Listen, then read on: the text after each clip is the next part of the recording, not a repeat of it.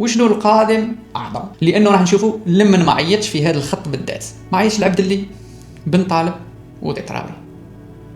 نقولوا عبدلي وبن طالب قال لك نقص المنافسه وما الى ذلك، لاعبين 800 دقيقه فقط ولكن الاداء تاعهم مليح، عندهم 7 كتنقيط عام لحد الان، تسمى خير من بوداوي وزرقان. تمريرات الناجحه 87%، خير من بوداوي وزرقان. يربحوا 52% من الالتحامات في كل مباراه، تسمى خير من بوداوي وخير من زرقان. في زوج عندهم 3 مساهمات هذه السنه، خير من بوداوي وخير من زرقان. وزيد عليها في زوج عندهم بنيه جسديه مليحه وعندهم تسديدات من خارج منطقه الجزاء مليحه، وهذا واش نحتاجوا في كاس افريقيا حنا. خلينا من هذا وسيدي. تيتراوي لاعب اكثر منهم كامل، مالغري يلعب غير في الدوري، ما يلعب لا كاس لا الدوري الاوروبي، لاعب 1400 دقيقه.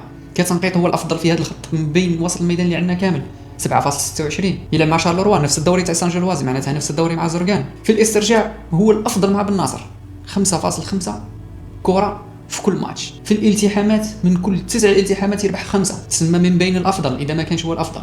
يعني مكانه اساسيه مضمونه، ماشي مكانه في القائمه برك. تيتراوي وواحد من عبدلي وبن طالب لازم يكونوا في القائمه، ولا نجيبهم في 3 ونحي واحد من وسط الميدان الدفاعي اللي عندي، ولا نحي واحد من وسط الميدان الهجومي واللي عندنا فيه شكون؟ مازا، شايبي وعوار.